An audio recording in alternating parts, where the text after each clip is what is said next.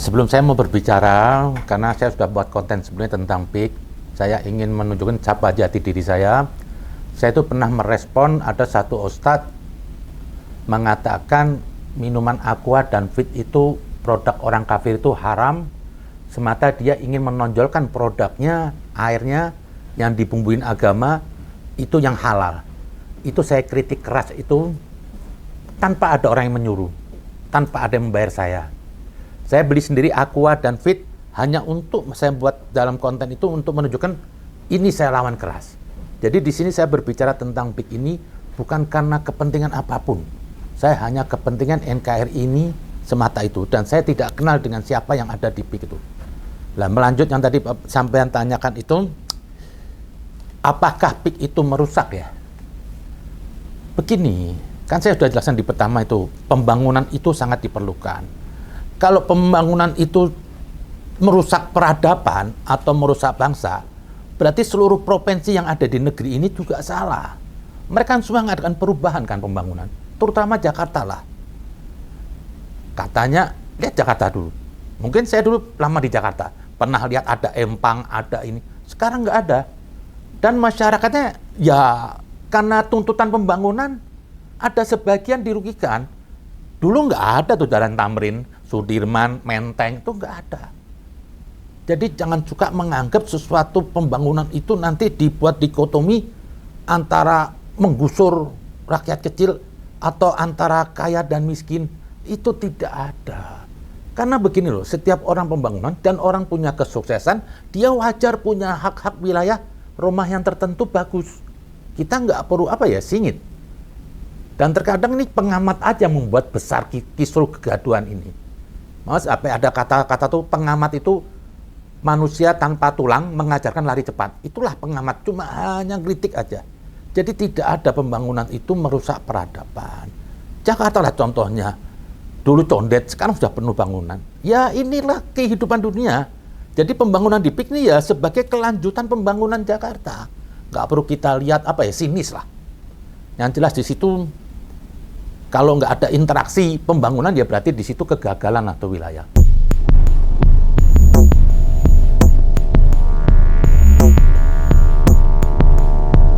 Begini, saya ini nggak kenal Pak Aguan, saya nggak kenal siapapun.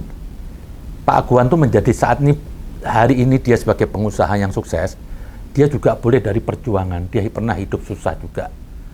Dulu waktu hidup susah orang nggak ada yang pernah meributkan. Ini negeri ini keadaan lucu.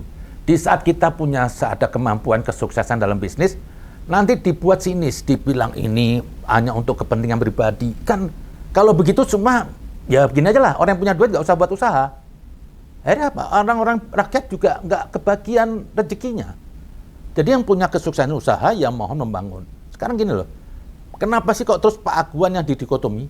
Pembangunan PIK ini, sejenis PIK ini bukan hanya di Indonesia. Di Indonesia bukan PIK aja.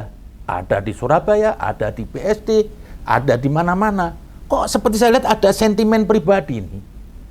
Kalau kita mau menuntut Aguan yang mau dilarikan, maaf ya, ada isu-isu etnis, gini aja lah saya mau tanya. Masa yang diributin hanya 9 naga dari etnis Tionghoa? Saya pengen tanya aja satu.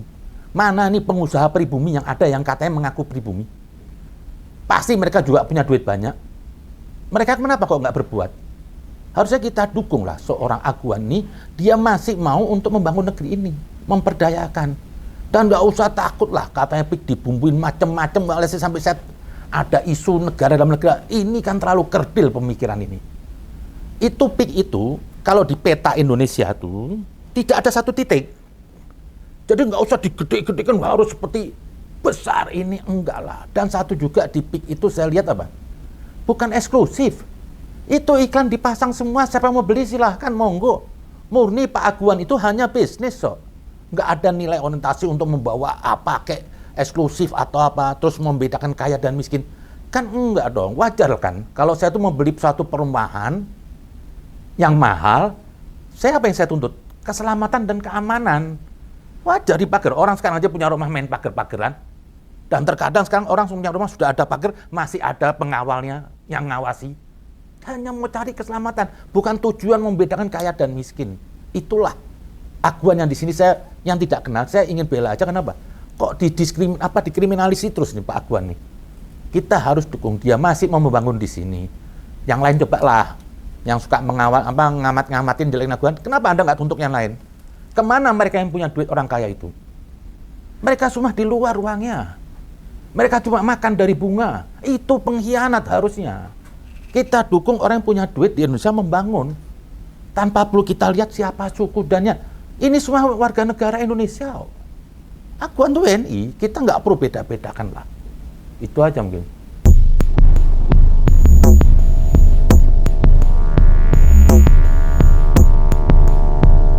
Gini loh, kebangsaan semua. Kita nih harus juga kok melihat kebangsaan, kembali kita runtut sejarah ini.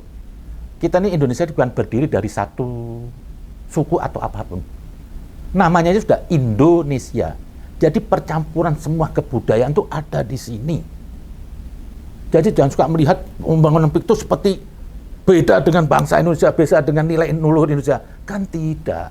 Dia juga, maaf loh, kebudayaan Tionghoa itu juga ada di kebudayaan di leluhur kita ini.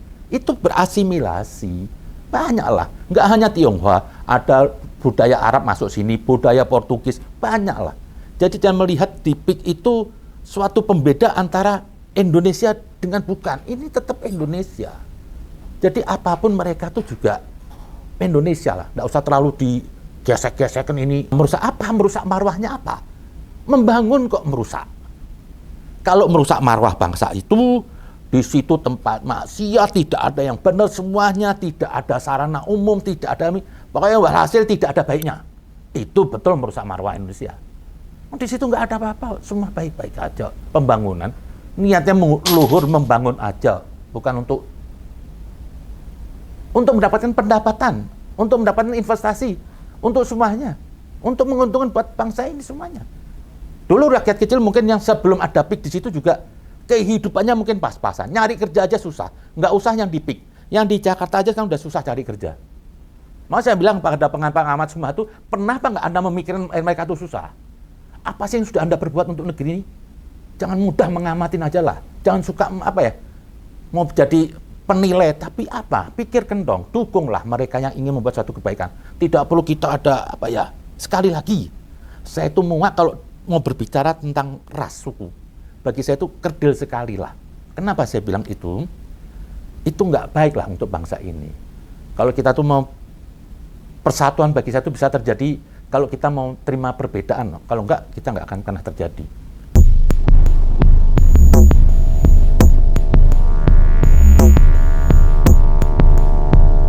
Kalau bentuk eksklusif ancaman ya gini aja lah. Itu Menteng eksklusif, Pondok Indah eksklusif, Kebayoran eksklusif, hanya untuk orang yang punya duit.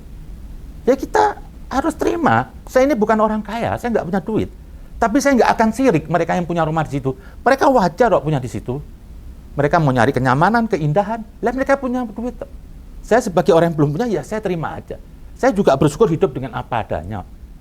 Kenikmatan itu nggak harus kaya miskin, nggak harus diukur dengan materi. Bagi saya itu batin, pikiran kalau tenang, itu bagi saya kaya. Jadi jangan suka dikotomi itu fik itu apa? Tembok pemisah kaya dan miskin. Lah kalau begitu Menteng, Kebayoran Baru, Pondok Indah, banyaklah perumahan-perumahan. Mau di Kemang kayak, di ini semua kayak. Ya itulah kehidupan yang kita harus terima kenyataan. Tanpa perlu kita membenturkan kaya dan miskin.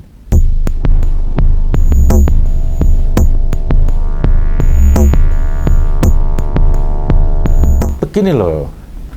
Di situ nggak bisa dikatakan eksklusivitas, nggak bisa dikatakan khusus, karena terbuka supaya siapa aja boleh beli.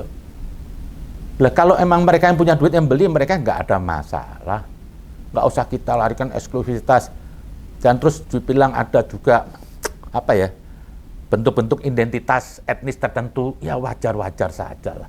Itu kan juga keindahan. Gini aja lah, kan tadi saya bilang. Kita bersyukur punya Presiden Gus Dur itulah. Dia mendobrak ini kebangsaan. Dia membuka wajah Indonesia ini beragam budaya dan agama. Dia membela etnis Tionghoa. yang dengan acara dia seperti barongsai yang dulunya dilarang diperbolehkan. Bahkan keyakinan pun diakui sebagai keyakinan dalam suatu negara. Itu Konghucu. Itulah Gus Dur buat. Jadi kita jangan a priori terus melihat identitas salah satu suku etnis Tionghoa, kita sentimen. Ya berarti kita mundur. Oh, mereka ada mengatakan kalau yang Gus Dur bilang itu apa? Keterbukaan. Loh, PIK juga terbuka. Oh. Ada di situ PIK hanya untuk etnis Tionghoa. Nggak ada. Nggak ada masalah. Kok kita ini yang sudah turun-menurun, ada etnis Tionghoa di sini, sudah ada kultur di sini, ada etnis Arab, kok malah kita yang ribut. Sementara negara Arab, sukunya eksklusif, negaranya eksklusif, tidak mau menerima kebudayaan luar.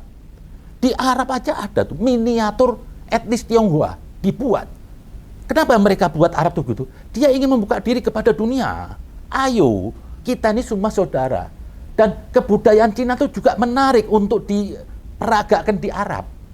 Keindahan. Makanya dalam Al-Quran itu dibilang Tuhan menciptakan suku dan bangsa-bangsa, pasti di situ ada budaya, supaya saling mengenal. Supaya apa? Supaya bisa saling menikmati. Coba kalau di dunia ini cuma hanya suku Arab atau suku Jawa, jenuhlah manusia. Jadi kita nggak usah tersinggung dengan ada naga di sana. Lu apa sih? Ya nggak ada masalah lah.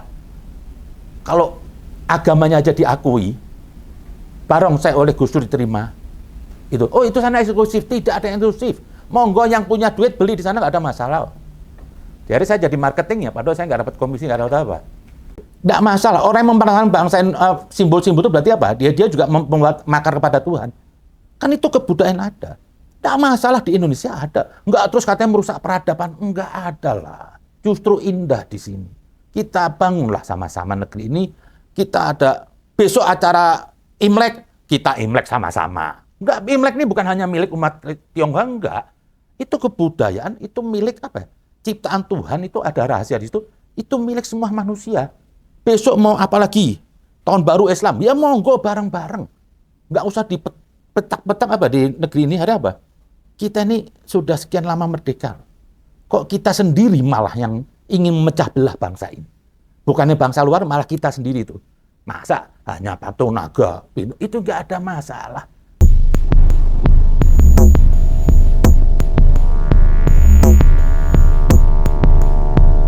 Apa? Saya melihat dengan PIK itu terus merusak itu apa? Pasti mereka tuh yang berbicara gitu apa? Mereka yang pikirannya sempit. Masih terkotak-kotak oleh etnis. Pada etnis Tionghoa di sini pun juga, itu juga WNI. Itu pun juga etnis lain. Sudahlah, kita nggak usah klaim-klaim pribumi. Di negeri ini tidak ada pribumi asli. Semuanya peranakan. Padang sama Jawa beda kultur, beda leluhur. Tidak ada. Ini kita nih NKRI. Makanya apa? Dibilang NKRI, ini apa? Kesatuan. Ada situ Sulawesi, ada Sumatera, Papua, Jawa. Makanya dibilang NKRI. Jadi saya tuh kadang-kadang apa ya? Kok negeri ini hari gini masih berbicara pri dan non pri? Harusnya kita tuh sudah kita buang, kita kubur. Kita ini semua satu warga negara Indonesia. Makanya saya pernah dengar Soekarno itu berkata bagus tuh. Negara Republik Indonesia ini bukan milik satu golongan, bukan milik satu agama, bukan milik satu suku, bukan milik suatu golongan adat istiadat, tapi milik semua dari Sabang sampai Merauke. Wahai rakyat Indonesia, jika kau ditanya berapa jumlahmu, maka jawablah, jumlahku adalah satu. Marilah kita jaga persatuan dan kesatuan untuk meneruskan perjuangan pahlawan kita. Jadi jangan kita nih apa di dalam negeri sini memecah-mecah etnis suku ini. Kita nih bersatu supaya kuat lah. Makanya tadi saya bilang, saya kepingin ada aguan-aguan yang banyak. Kalau perlu mana nih pengusaha-pengusaha kita yang mengklaim-klaim selain etnis Tionghoa, mari kita bangunlah negeri ini. Nggak usah kita terlalu sinis, a priori ketakutan, membahayakan negeri ini. Nggak ada apa-apanya. Bangsa kita ini besar, 280 juta. Nggak usah terlalu takut dengan apapun. Nggak ada yang dominan di sini. Semuanya bersama-sama untuk membangun. Itu yang saya lihat dari PIK. Jadi janganlah terus digesek-gesekin. Saya bukan berbicara untuk mengambil manfaat. Saya cuma ingin negeri ini maju. Seperti dulu saya membela Ahok waktu ingin mencanangkan pembangunan reklamasi yang akhirnya dibatalkan. Akhirnya apa? Selama 5 tahun kemarin apa? Kita buang waktu sia-sia. Kesempatan dan keuntungan dari reklamasi itu kita nggak dapatkan. Jadi janganlah mudah mengatakan sesuatu. Warga negara Indonesia kalau berbuat sesuatu, dikeluarkan isu, membahayakan bangsa. Tidaklah. Kita semua ingin hidup di sini. Ingin sukses di sini. Cari makan hidup di sini. Saya ini punya anak semua berada di sini. Kita nggak akan lari dari Indonesia. Dan apa ya? Kita tidak perlu lagi wahyu untuk mencintai Indonesia. Mari kita sama-sama bersatulah. Nggak usah ada lagi pandangan sinis kepada etnis ini, etnis ini. Kita semua betul. Kita dukung. Bersyukurlah. Kita dukung kerja Aguan. Dan itu PSN itu bukan diberikan. Hanya diperdayakan. Dimanfaatkan oleh yang namanya kontraktor Aguan. Itu biayanya nggak sedikit. Itu 40 triliun. Coba kalau nggak ada orang yang membangun negeri ini, ya tetap aja negeri ini apa? Nggak indah dipandang negara orang lain. Kenapa sih Anda kok nggak sirik dengan Singapura yang terus membangun? Harusnya kan semua ini rakyat Indonesia menuntut. Mana kok Indonesia segede ini nggak pernah membangun? Singapura cuma segini membangun. Malaysia segini bangun. Ini negeri kita mau bangun malah diributkan, dituduh macam-macam, dilarikan isu kebencian etnis. Sekali lagi, saya ingin tanya, selain non-etnis Tionghoa ini yang kaya raya ini kemana duitnya lah? Bangunlah Indonesia. Nggak usah begitu terus melemparkan isu yang tidak benar. Janganlah, ini negeri sudah bersatu. Ayo ke depan, kita lihat semua ini kita bersaudara. Itu aja mungkin. Jayalah negeriku.